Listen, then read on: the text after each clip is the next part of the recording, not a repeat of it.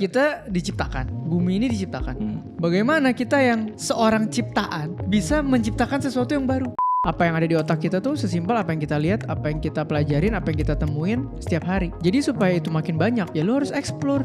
Ketika lu explore sesuatu yang lu gak biasa, ya namanya keluar dari comfort zone. Karena lu terbatas, lu fokus. Ketika lu fokus sama apa yang lu punya, lu bisa leverage maksimal. Ketika lu bisa leverage maksimal apa yang lu punya, lu bisa kreatif menggunakan apa aja yang lu punya.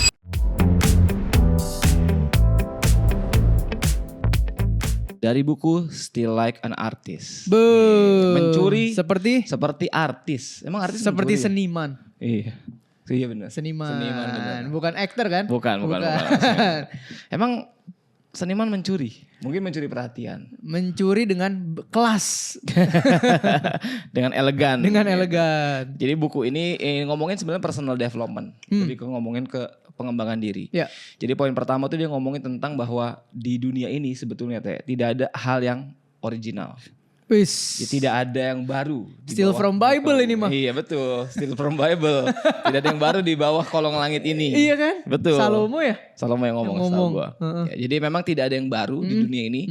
So ketika banyak orang mencari kesempurnaan, mencari originalitas, mencari sesuatu hal, gue pengen Authentic cari nemuin gitu ya. sesuatu hal yang nggak pernah ada ya, itu jadi kekosongan. Oh, Nah, oke. masalahnya banyak orang tuh harus pengen nunggu ke sesuatu hal yang kayak gini nih. Oke. Sebetulnya itu tidak mungkin. Satu itu, kedua, artinya ketika lu mau mulai sesuatu atau kita mau ngelakuin sesuatu, sebetulnya kita tinggal cari referensi atau kita as simple as meniru idol kita and then kita lakukan improvisasi. Oke. Ini gue agree banget ya. Kenapa? Karena gue selalu memandang kita ini kan ciptaan. Iya. Dunia ini diciptakan. Gimana caranya ada sesuatu yang baru yang bisa kita ciptakan ketika kita ciptaan? Iya benar, karena kita ciptaan ya pada dasarnya. Kita diciptakan. Ya. Bumi ini diciptakan. Bagaimana kita yang seorang ciptaan bisa menciptakan sesuatu yang baru? Gak bisa. Nggak mungkin. Kayak misalnya kita main Lego. Kita udah dikasih kotaknya seset Lego. Kita dikasih kotak besar, kotak kecil, yang L, yang gambar orang, yang gambar apa gitu ya. Kita bisa bangun suka-suka kita tuh. Betul. Mau bentuk apapun. Tapi apakah kita menciptakan bentuk baru? Tidak. Sudah Sudah ada. kalau nggak bentukannya nggak begitu. Dia udah tahu tuh Lego bisa dibangun A, B, C, D, mungkin sampai Z. Tapi kita dalam perjalanannya tanpa sengaja membangun itu dan mungkin belum ada yang ngebangun itu, terus kita akan ngerasa ini pertama kali gue yang bangun. Lu nggak bisa mengakali desain pencipta lu karena lu ciptaan. Jadi ketika lu bilang still like an artist itu sangat make sense. Dan kenapa mencari referensi itu malah bagus? Karena ya memang banyak orang diciptakan dengan talenta yang berbeda-beda. Dengan perjalanan yang berbeda-beda. Ketika orang itu berhasil nge-crack perjalanannya. Bagus banget kalau lu bisa ambil, di-apply ke apa yang bagus dalam hidup lu. Yang align sama perjalanan lu. Di-enhance dan dijalanin. Daripada bener-bener ngotot mencari sesuatu yang baru. Susah Pak. Karena manusia itu otaknya tuh gini loh. Kita hidup sumber pengetahuan kita tuh dari apa yang kita lihat. Apa yang kita dengar. Ya gak sih? Kita main sama siapa. Kita tinggal di mana. Environment kita apa. Itu aja kan udah gak ada yang baru. Kita lihat semua yang udah ada. Cuman kita kepikiran. Comot, tempel. Jadilah sesuatu yang kita merasa itu baru. Betul. Tapi kan sebenarnya sama aja. Nyomot. Modifikasi. Jadilah sesuatu yang mungkin gue sebutnya lebih kreatif. Betul. Lebih otentik. Kita yang kembangin gitu ya. Iya. Tapi kayak it's nearly impossible ngomong dari scratch. Dari benar-benar nothingness jadi sesuatu. Karena itu yang ada ya zaman dulu. Let there be light. Nah, jadi. Bible lagi. Karena sesungguhnya kita diciptakan itu untuk mengelola dan mengembangkan. Anjay. Bukan menciptakan. Betul, karena kita pengelola. Karena gitu. Tapi ini menurut keyakinan kami ya. Tapi itu betul loh. Kan manusia memang diminta untuk mengelola. Misalkan nggak ada kursi. Tapi kan kursi itu awalnya mungkin ya dari kayu. Kayu dari mana? Dari pohon. Kan gak mungkin ada yang bisa ciptain pohon. Kemarin ada obrolan lucu. Jadi orang tuh nanya gue, kok income gue tuh naik nih. Sebenarnya sampai mana sih gue bisa pakai duit gue buat, ya gue kan pengen lebih keren lah. Jam tangan or anything. Terus gue bilang, bro kita tuh pengelola. Lu tahu gak yang namanya mengelola uang? Misalnya lu titipin gue uang 10 miliar. Gue kelola. Dapat 20% jadi 12 miliar. Apakah gue punya hak atas 10 miliar ya? Gue sebagai pengelola makanya management fee. Bener gak? Betul. Kalau gue untung 2 miliar, manage fee-nya 20%. Ya gue berhak pakai itu 400 juta. Betul. Sisanya dikelola lagi. Betul. Karena gue pengelola. Iya, make sense. Jadi ketika lu tanya, gue makanya nanya, lu percaya gak lu pengelola? Percaya. Ya jangan dihabisin. Karena lu tidak akan mau titipin uang ke pengelola yang baru untung 2M pakai duit 8M. Lu tambah miskin, Pak. Iya, iya. Oh ini malah poin satu aja jadi dalam nih. Dengan mengetahui identitas kita sebagai pengelola bukan pencipta. Artinya tidak ada sesuatu hal yang baru. Enggak. Kita memang tinggal mengelola dan mengembangkan. Tapi ketika yang lu kelola makin besar, manajemen fee-nya makin besar. Sejalan dengan hasil kelolaan. Tapi ini kita bukan ngajarin tentang nyontek ya. Maksudnya idenya lu bisa dapetin dari orang lain. Referensi. Ya? Yes. Tapi kita dituntut juga untuk kedua. Kreatif. Gitu. Jadi jangan meniru 100%. Ya kalau ada inovasinya boleh. Atau misalnya dituntut untuk jadi orang-orang yang kreatif. Nah poin yang kedua ini supaya kita kreatif. Ini kita dituntut untuk kreatif. Tapi supaya jadi kreatif kita dituntut untuk keluar dari zona nyaman atau rutinitas. Gitu. Itu align menurut gua. Jadi dasarnya memang tidak ada yang original. Tapi kita dituntut untuk jadi orang yang kreatif. Mengembangkan dengan cara kreatif. Dan caranya untuk jadi kreatif adalah yaitu lu bisa coba hal yang baru. Keluar dari rutinitas lu. Keluar dari comfort zone lu. Itu yang tadi gue bilang, Bill. Manusia ini kan kita learning machine ya. Apa yang ada di otak kita tuh sesimpel apa yang kita lihat, apa yang kita pelajarin, apa yang kita temuin setiap hari. Jadi supaya itu makin banyak, ya lu harus explore. Ketika lu explore sesuatu yang lu gak biasa, ya namanya keluar dari comfort zone. Orang kan ngomongnya keluar dari comfort zone, ya itu sebenarnya sesimpel explore aja, Pak. Betul. Kayak misalnya, gue biasa ke Bali gak pernah ke Lombok. Gue ke Lombok, itu juga keluar dari comfort zone. Karena belum pernah. Tapi kan pulang dari sana, gue jadi punya referensi liburan di Bali plus di Lombok. Tambah kreatif nih gue nih. Liburan berikutnya gimana ya? Betul.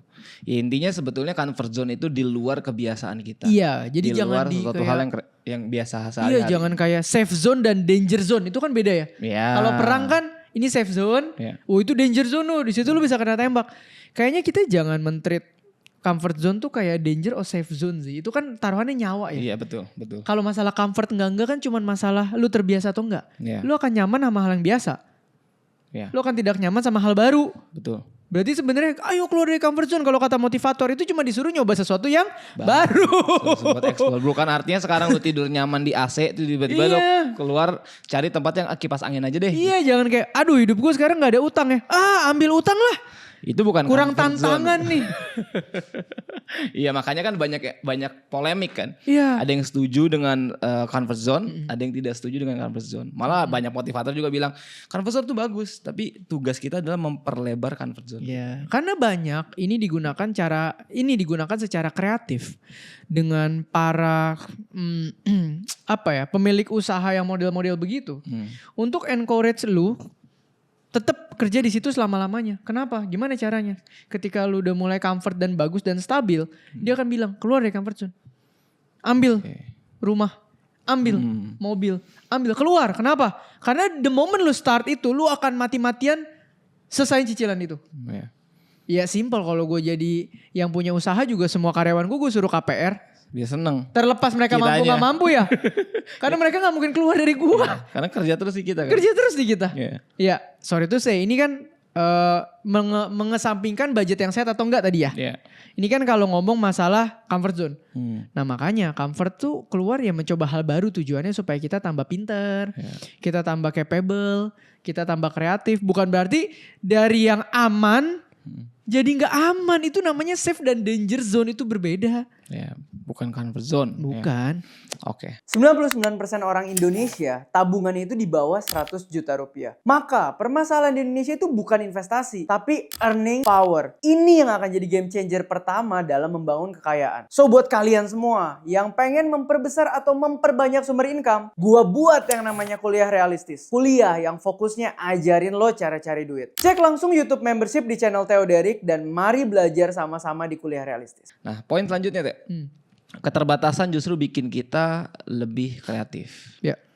Nah di buku ini dijelasin kayak dengan keterbatasan, kita punya banyak pilihan. Betul. Sehingga karena pilihannya itu banyak, kita cenderung untuk tidak bisa memilih dan tidak bisa memulai.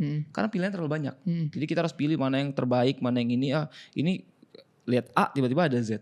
Lihat Z tiba-tiba ada H. Gitu. Jadi pilihannya terlalu banyak. Tapi dengan keterbatasan, let's say kita cuma punya 1 atau cuma punya 2, kita bisa bikin segala sesuatu dari yang kita punya. Jadi kita fokus dengan apa yang sedikit. Nah, menurut gua angle-nya kalau kita breakdown lebih dalam ya Bill, yang menarik gini. Yang bagus dari limitasi adalah fokus. Karena lu terbatas, lu fokus. Ketika lu fokus sama apa yang lu punya, lu bisa leverage maksimal. Ketika lu bisa leverage maksimal apa yang lu punya, lu bisa kreatif menggunakan apa aja yang lu punya. Sedangkan kalau dari awal opsinya banyak, fokus lu pecah. Lu gak akan bisa leverage maksimal. Gitu loh. Nah, hidup itu fase.